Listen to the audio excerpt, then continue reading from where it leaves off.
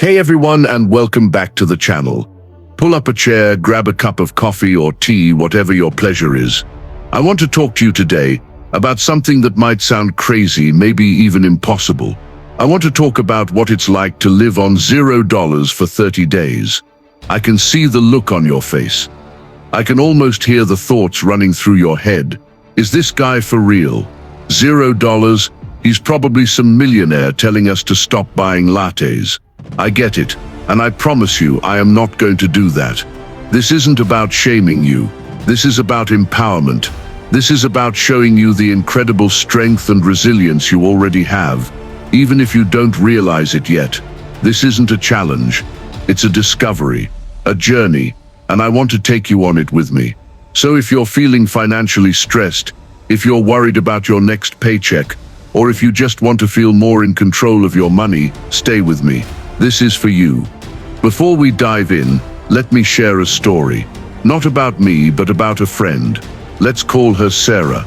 Sarah was a single mom, working 2 jobs just to keep her head above water. One day, her car broke down, a major engine problem. The mechanic gave her a quote that was almost her entire month's salary. She was devastated. She came to me in tears saying, "I don't know what to do. I feel like a failure. I'm one disaster away from losing everything." Have you ever felt that way? That you're just one unfortunate event away from the whole house of cards collapsing? That feeling of being so utterly powerless. It's a gut-wrenching, soul-crushing kind of fear. It makes you feel small. It makes you want to give up. But here's the thing about Sarah. She didn't give up. She cried for a day, and then she stood up and said, "Okay, I'm going to fix this." She started calling friends, asking for rides. She talked to her boss about working from home on some days. She cooked every single meal from scratch, using what she already had in her pantry. She cut every single non-essential expense. And you know what? By the end of that month, she hadn't just survived. She had saved enough money to start a payment plan with a different, more affordable mechanic. More importantly, she discovered something profound. She discovered her own power. She looked at me at the end of that month and said, "I realized I am not fragile. I am strong. I can handle this." That's the point of this video. Not to tell you to live on $0. It's to help you find that same strength within yourself. To realize that your financial situation, no matter how dire it seems, does not define you. Your resilience does. So let's get into the heart of it. Let's talk about the first big, scary question. How is this even possible? I have bills. I have rent. I have mouths to feed. And that's the beautiful, terrifying truth. This isn't about living without your obligations. It's about a mental shift. It's about redefining what income means for a short, powerful period. It's not about literally earning $0 and having no money coming in. It's about a challenge where you commit to not spending any new money for a month. You live exclusively on what you already have, what you've already paid for, and what you can find and create without spending a single dollar. Think of it like this: your pantry, your closet, your library, your community. All of these are assets you've already paid for. They are your resources. You've already done the hard work of earning the money to acquire them. This challenge is about honoring that work. It's about squeezing every last drop of value out of what you already own. I want you to close your eyes for a moment, just for a second, and imagine your life, all your belongings, all the food in your kitchen, all the clothes in your closet. Now imagine a magical force field goes up, and you can't buy anything new for 30 days. How does that feel? Is it terrifying? Is it liberating? I bet it's a little bit of both. It's the fear of the unknown clashing with the quiet thrill of being resourceful. This is a mental exercise. We're going to work through this together. I'm going to be your guide. We're going to break this down into 3 key pillars: mindset, resources, and resilience. Let's start with pillar number 1, the mindset shift. This is the most important part, because if your mind isn't in it, your actions won't follow. This isn't about deprivation. It's about appreciation. It's about gratitude. I want you to think about that feeling of getting a new gadget, a new shirt, a new toy. It feels great for a little while, right? A dopamine hit. But then what happens? The newness wears off. It becomes just another thing. This challenge forces you to find joy in what you already have. To look at the perfectly good shirt in your closet that you haven't worn in a year and say, "Hey, I remember buying you. You're actually pretty great." To look at the can of beans at the back of your pantry and think, "You know what?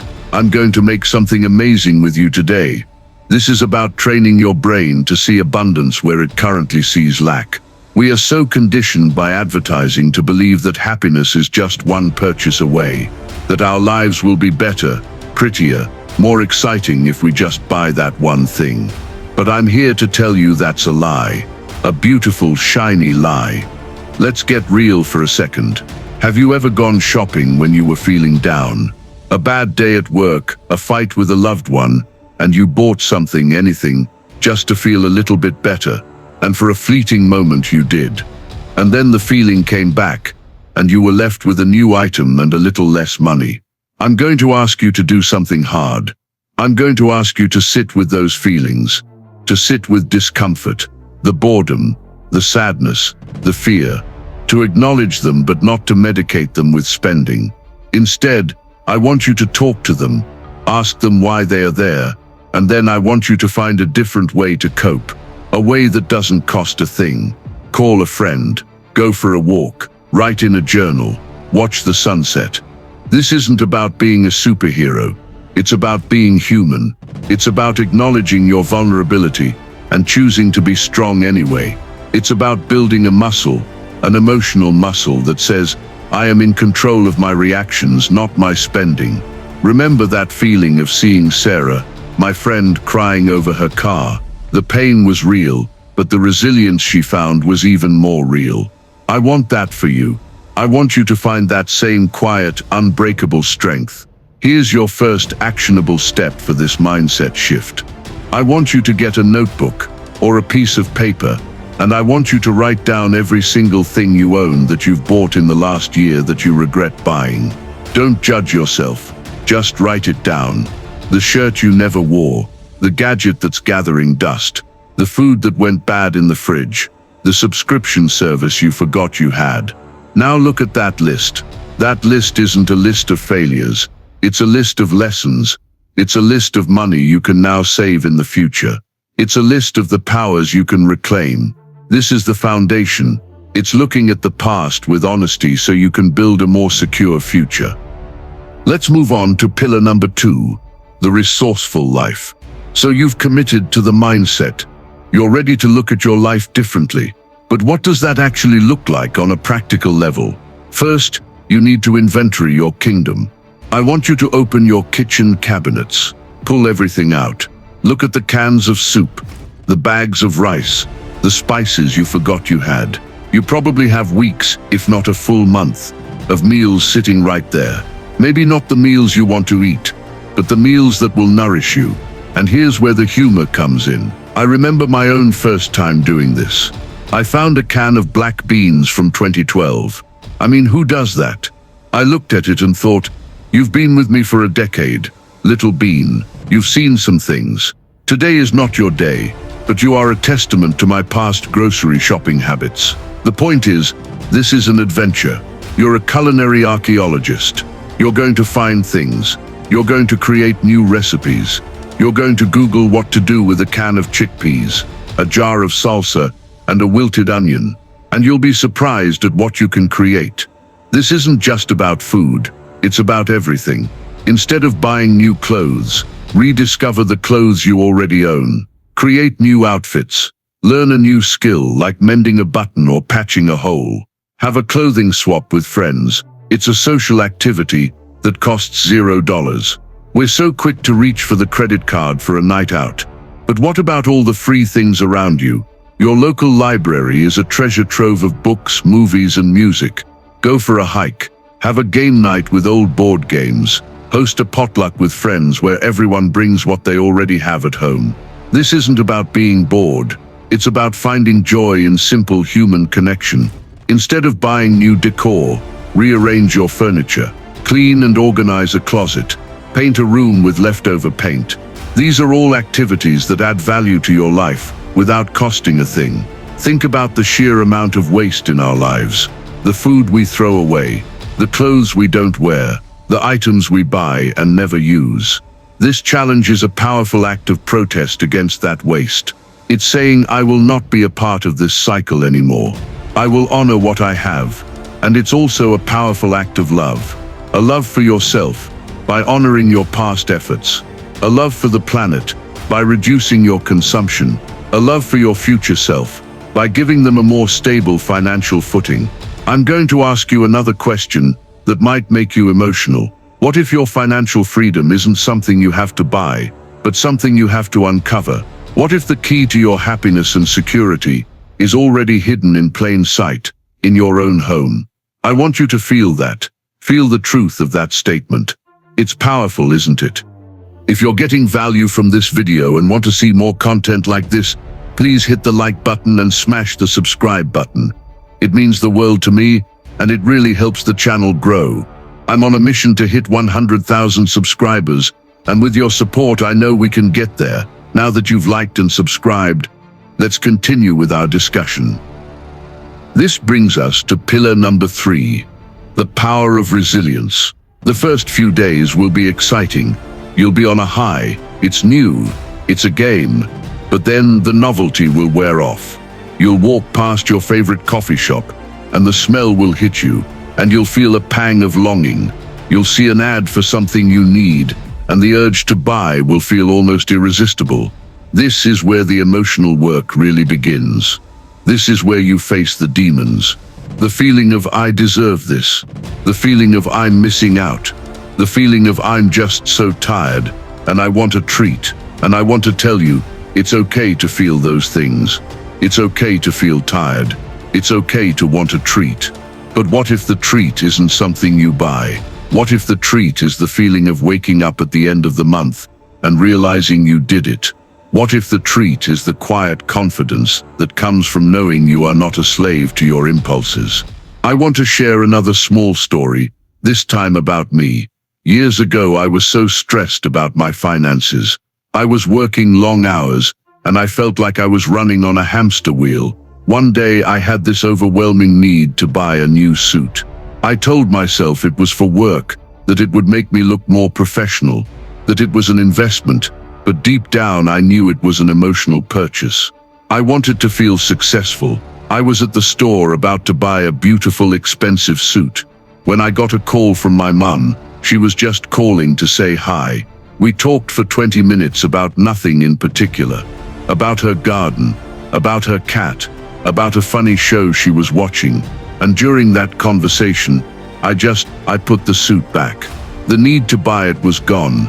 The simple act of human connection, of feeling loved and seen, was a more powerful antidote to my stress than any suit could ever be. This challenge is a chance to find your own mom call. Your own simple free thing that brings you back to reality. A walk in the park, a heartfelt conversation, a good book. Because here's the thing, financial stress isn't just about money. It's about a feeling of being out of control. It's about the anxiety that keeps you up at night. This challenge isn't just about saving money. It's about saving your soul. It's about building a fortress of inner strength that no economic downturn can ever penetrate. And when you feel like giving up, when you feel that fear and self-doubt creeping in, I want you to do something for me. I want you to stop. Take a deep breath. And remember the face of someone you love, a child, a parent, a partner, a friend. And I want you to ask yourself, am I doing this for them? Am I building a better future for them? And the answer, I promise you, will give you the strength to continue. Because a life of resilience is a life of love. It's a life where you show up, not just for yourself, but for the people who depend on you. And that, my friends, is the most powerful motivation of all. So before we wrap up, let's talk about the practicalities of starting this. I want you to write down your plan. Number 1, your why. Why are you doing this? Is it to save money for a specific goal, to get out of debt, to feel more in control, to prove something to yourself? Write it down, make it personal, Make it something that makes you emotional, something that will pull you through the tough days. Number 2, your inventory. Go through your kitchen, your closet, your entertainment options. List everything. This will be your grocery list and your shopping mall for the next 30 days. Number 3, your support system. Tell a trusted friend or family member what you're doing. You don't have to do this alone. And trust me, sharing your struggles makes them lighter. And remember, the goal isn't to be perfect. The goal is to try. The goal is to learn. The goal is to grow. If you slip up, if you buy that coffee on day 15, it's not a failure. It's a learning moment. Acknowledge it, learn from it, and get back on the horse. Because the person who tries and learns is infinitely stronger than the person who never tried at all. I know this sounds big. I know it sounds scary, but I also know something else.